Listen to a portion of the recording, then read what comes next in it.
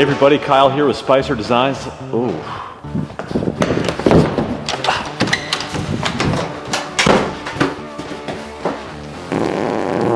Whoa. Where'd that come from? Welcome back to the channel. I know, it's hard to believe I'll be 40 years old in less than 2 years, but who doesn't love a good fart joke? I know I do.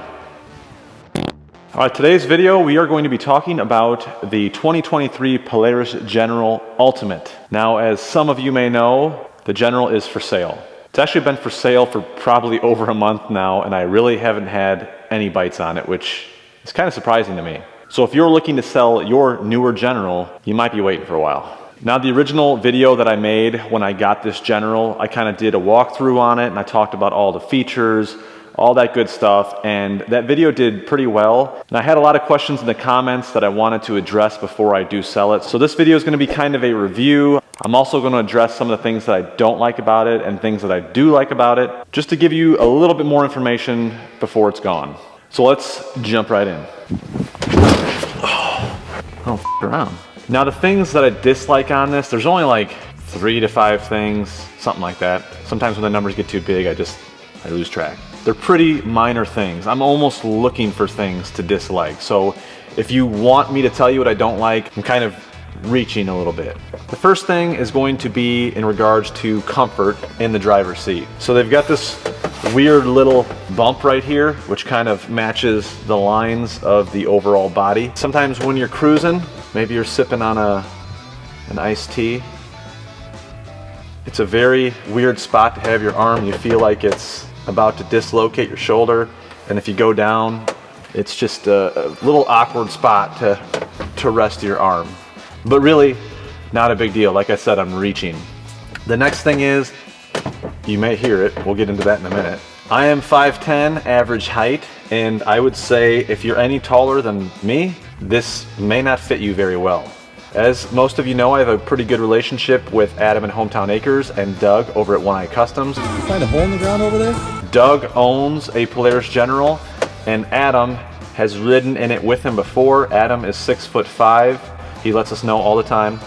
You know, I'm 6'5", so that's not a problem for me. Falls on my back being a 6'5" guy. Now, again, I'm 6'5". Gotcha, Adam. He said that it is very hard for him to fit in this thing, and I could definitely understand why. There's really not a ton of space and adjustability for a driver or passenger, and if I were 6'5", it would be a tight fit. Not so much on the upper body, but more your lower body. Next thing is, while we're in the door area, one thing I'm not too crazy about with the General is they don't really have the greatest setup for a fully enclosed cab. They have a really nice roof system, windshield, rear windshield, all that good stuff that you can buy anywhere. But when it comes to the doors, it's kind of a janky setup with these upper door sections, because you're not going to buy an entirely new door. I mean, this whole thing matches the whole body of the General, so all you really need is this upper door section. So they do make them. There are some companies that are coming out with a better version of these upper door enclosures. They have like magnets that you put in here, so the door up top will kind of seal. Since it's not all one piece, it just doesn't have that strength. So compared to, say, the Polaris Ranger, who has that full door system, it's very strong, it seals up real nice. This setup is kind of lacking in my opinion. What else don't I like? Oh, I know. I know. Next thing is kind of stupid here. Down here on the floor pan, there's a little cap. It's a floor drain. Let me show you. All right, so down here on the passenger floor and the driver's floor, you can see that one is missing. They have these little drain caps, and basically you just twist them and they pop out. But they don't really bite that hard. They're really loose. I mean, you can see how loose they are. So both of these ended up actually rattling off, and then they can actually fall down inside of here and get lost on the bottom skid plate, in between the skid plate and the frame. So luckily I was able to dig this one out and get it back in. You see I'm having a lot of fun right here. But the driver's side, I lost. It's somewhere buried inside there. I'd probably have to pull that whole skid plate off in order to get it. Seems like a really simple thing. I don't know how you can mess that up, but for whatever reason, it's just a really design. God, I'm gonna lose it. While we're over here on the passenger side, which doesn't really matter, passenger side or the driver's side, this is my biggest complaint of all. The seats in these things, they're super nice, very comfortable, but the mounting system and the slide system for adjustability is horrible. When I first got this, I thought my seat was actually loose, so I pulled it apart and found out that it wasn't. But look at this.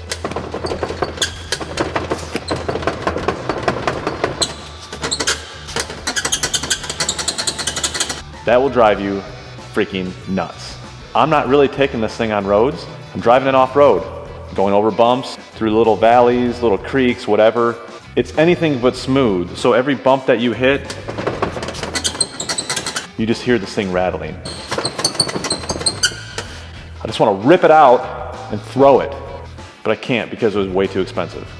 So I'm going to yank this thing out and show you exactly how this thing is mounted. It's kind of stupid. And they're really easy to remove. There's like a little tab just below, right in this back crevice here, where your butt cheeks go. You just kind of pull on it and the thing just slips right out.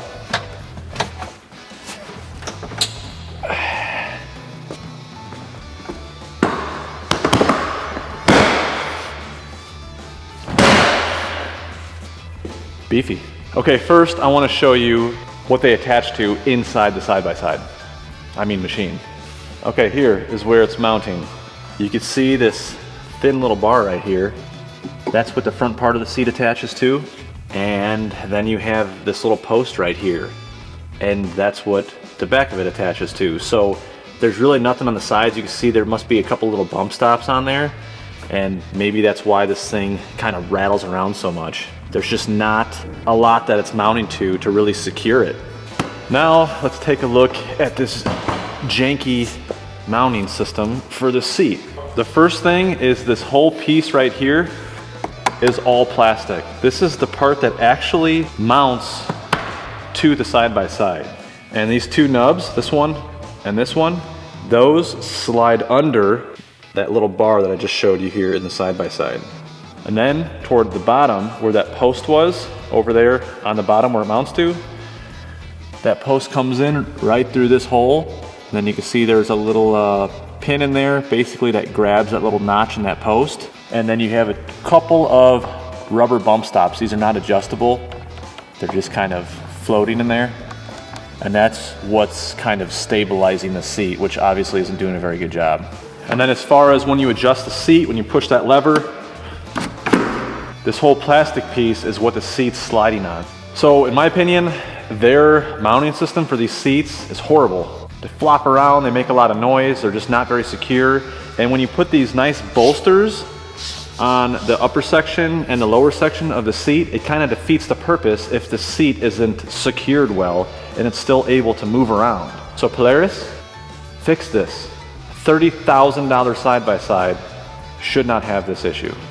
Now, if you own a Polaris General yourself, let us know in the comments if you're having the same issue with the seat bouncing around and making a bunch of noise. I can't imagine it's just me having this problem. Come on, piece of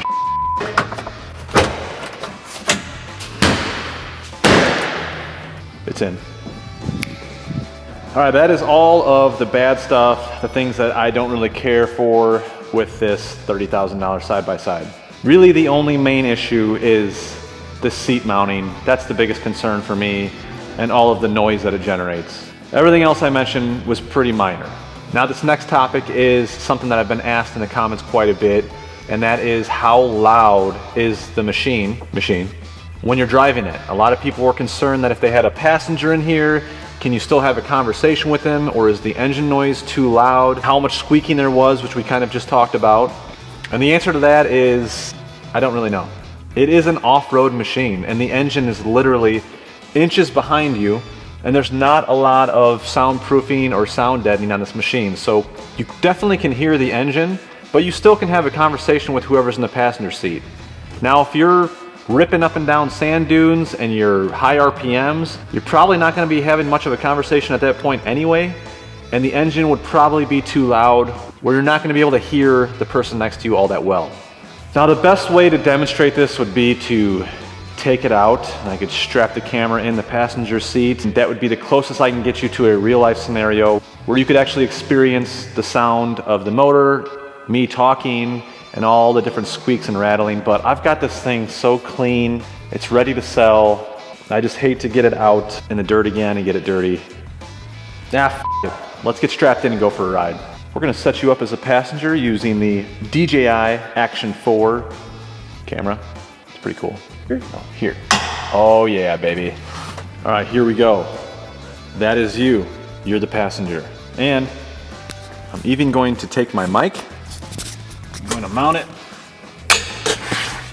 right next to it. It's kind of in between us, closer to you as the passenger. So there you go, that's the best I can do. Let's get this thing out there and see what it sounds like. All right, so let's go ahead and get you strapped in here so you're safe. Oops, sorry, I didn't mean to touch you there. There we go. Hold on tight. Backup camera, nice feature.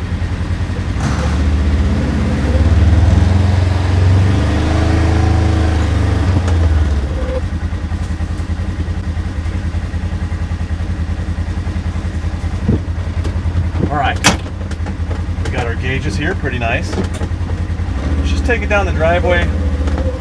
We'll go around the whole property, around the whole trail system, so we can go over some bumps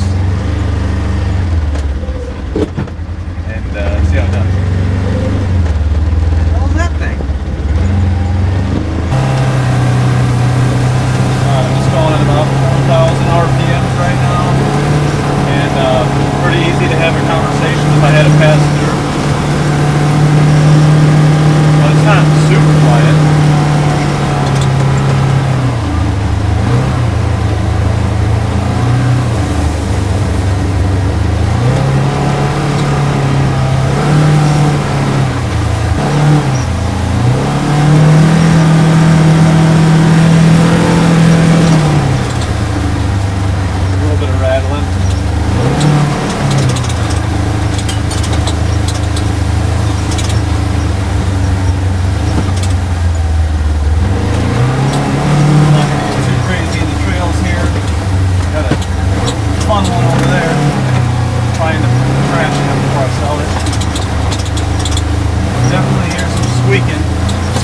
That's actually coming from the door. I've tried to stop it, but I don't know where the hell it's coming from. I mean, besides the door. You can't really fly through these trails unless you're an idiot.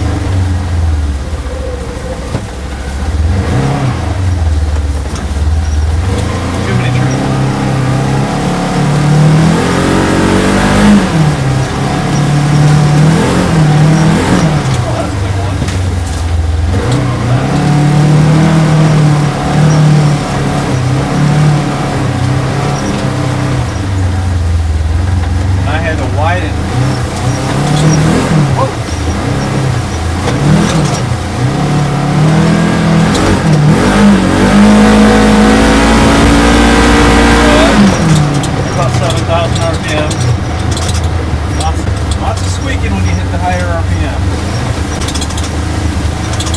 That's annoying.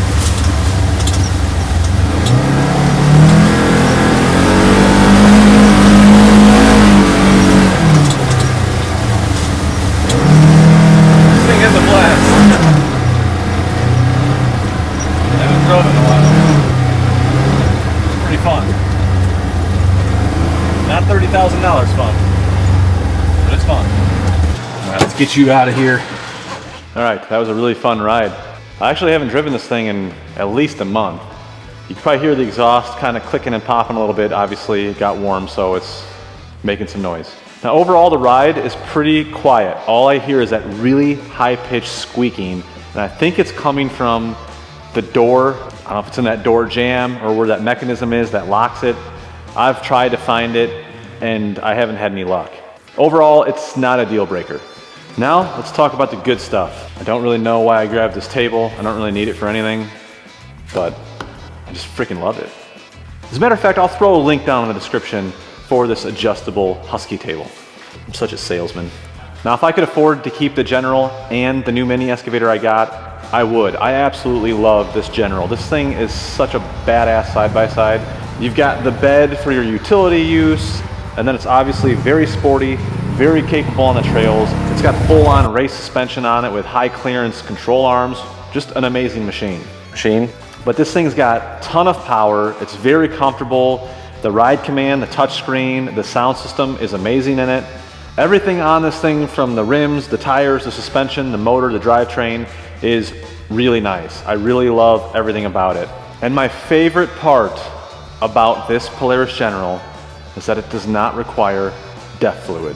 DEF fluid sucks, as some of you may know. I hate DEF fluid.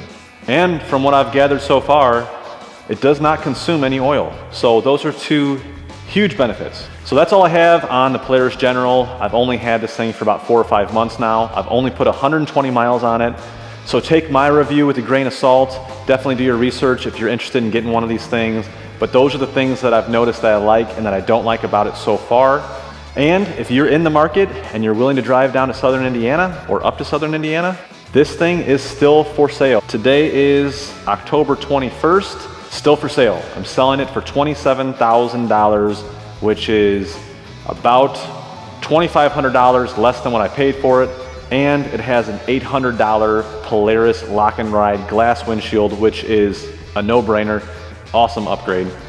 And it also has a polycarbonate rear tinted windshield with a vent in it. All those things I have in the original video that I made where I went over the full review on this. So if you enjoyed this video and you found it helpful in your decision-making process, please give it a thumbs up. That's all I ask. And if you want to see more stupid that I do here on the Spicer Designs channel, make sure you subscribe. I highly recommend it. I won't let you down. Or maybe I will, I don't know. I don't really care either way. Otherwise, thanks for watching, and we'll see you on the next one. Yeah, buddy!